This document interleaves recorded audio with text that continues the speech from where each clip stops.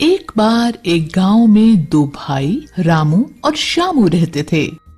वो दोनों किसान थे। वो दोनों अपने खेतों में काम करके और पास के शहर में सब्जियां बेचकर अपना गुजारा करते थे। रामू बड़ा था और बहुत भावुक भी। वो अपने छोटे भाई का बहुत ध्यान रखता, हमेशा अपने भाई की जरूरतों का ख्याल रखता और उसकी पसंद की हर चीज खरीद देता। पर दूसरी तरफ श्यामू बहुत बेपरवाह और चालाक था। उसने कभी अपने भाई के बारे में नहीं सोचा। वो बहुत लापरवाह था।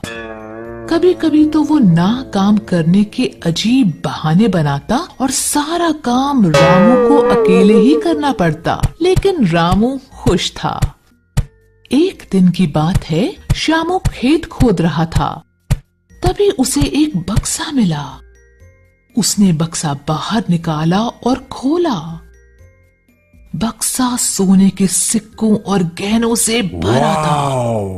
वो बहुत खुश हुआ, पर अपने भाई को बताने की बजाय वो अंदर गया और बक्सा छुपा दिया। उसे लालच आ गया और उसने बक्सा अपने पास रख लिया। अरे वाह, मैं इन सिक्कों को बेचकर बहुत सा धन ले लूंगा। मैं शहर में अपने लिए घर खरीदूंगा। वो नहीं चाहता था कि रामू को पता चले। उसने घर से बाहर जाना छोड़ दिया और हमेशा घर में ही रहकर बक्से पर नजर रखता। रामू इस सब से अनजान था। घर बैठे बैठे एक दिन श्यामू बहुत बीमार पड़ गया। रामू को अपने छोटे भाई की चिंता हुई। वो डॉक्टर के पास गया और उसके लिए दवा लाया। उसने दिन रात श्यामू का ख्याल रखा।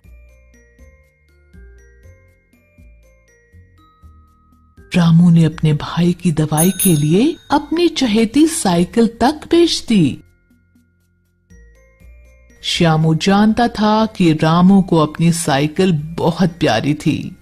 यही एक कीमती चीज उसके पास थी। पर रामू ने वो बेच दी ताकि वो ठीक हो सके। वो रोने लगा और अपने किए पर पछताया। वो अपने भाई के पैरों पर गिर कर रोने लगा। भैया, मुझे माफ कर दो। आपने मेरे बुरे वक्त में मेरे लिए इतना कुछ किया और मैंने खेतों से मिला सोने के सिक्कों से भरा बक्सा आपसे छुपाया। मुझे माफ कर दो। मुझे लालच आ गया था। मुझे अपनी गलती का एहसास है। कोई बात नहीं श्यामू, तुम ही मेरी सबसे बड़ी पूंजी हो।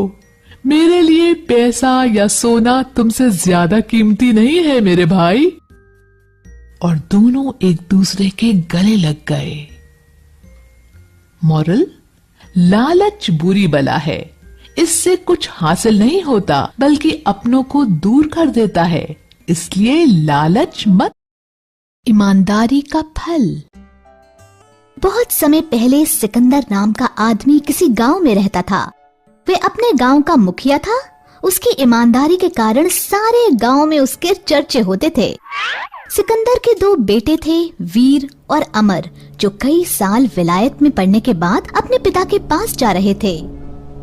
कुछ दिनों बाद वीर और अमर घर पहुंचते हैं और उन्हें देख उनके पिता बहुत खुश होते हैं और कहते हैं, बेटा वीर और अमर, आज मैं बहुत खुश हूँ। कितने बड़े हो गए हो तुम दोनों। और इस प्रकार वो परिवार खुशी खुशी जीवन बिताने लगता है। एक शाम की बात है, सिकंदर सोचता है, अब मेरे दोनों बेटे बड़े और समझदार हो चुके हैं, इसलिए किसी एक को मुझे गांव के मुखिया का दायित्व दे देना चाहिए। लेकिन दोनों में से कौन होगा इसके योग्य? तभी सिकंदर को एक युक्ति सूझती है और वो दोनों बेटों के पास जाकर उन्हें 5-5 सिक्के पकड़ा के कहता है, अमर और वीर, मैं चाहता हूँ तुम शहर जाओ और इन 5 सिक्कों से 10 सिक्के कमा के लाओ। जो ये काम 10 दिन में कर देगा उसे मैं गांव का मुखिया बना दूंगा। अब 5 के 10 सिक्के करने थे और समय बहुत कम था। ये सोच के अमर और वीर शहर चले जाते हैं। शहर जाके अमर सोचता है, पिताजी ने 10 दिन दिए हैं, बहुत समय है, मैं आसानी से इन 5 सिक्कों से 10 सिक्के कमाऊंगा। और वैसे भी वीर से अधिक पढ़ा लिखा मैं हूँ, इसलिए पिताजी मुझे ही मुखिया बनाएंगे। लेकिन दूसरी तरफ वीर था, जिसने बिना समय लिए उन 5 सिक्कों के खिलौने ले लिए और शहर जाके एक बाजार में खिलौनों की दुकान लगा ली। अब 5 दिन बीत चुके थे। अभी भी 5 दिन है, कुछ दिन और आराम कर लूं, फिर काम करेंगे। लेकिन वीर ने वो दुकान लगा के रखी और सोचा, अभी तक तो केवल 2 ही सिक्के कमा पाया हूँ और 5 दिन हो गए। अब मैं शाम की जगह रात तक काम करूँगा, तभी अधिक कमा पाऊंगा। और इस प्रकार वीर दिन रात पूरी लगन और ईमानदारी से काम करता। अब दिन बीत रहे थे। एक तरफ अमर था, जो आलस के कारण घर में ही सोता, खाता और पीता, और एक तरफ वीर, जो दिन रात दुकान पर मेहनत करता। अब 8 दिन बीत चुके थे और अमर के दिमाग में घर बैठे ही एक युक्ति आती है। क्यों ना मैं एक लोहार के पास जाके इन 5 सिक्कों से 10 सिक्के बना लूं। ये सोचकर वह लोहार के पास जाता है, उन 5 सिक्कों से 10 बना लेता है।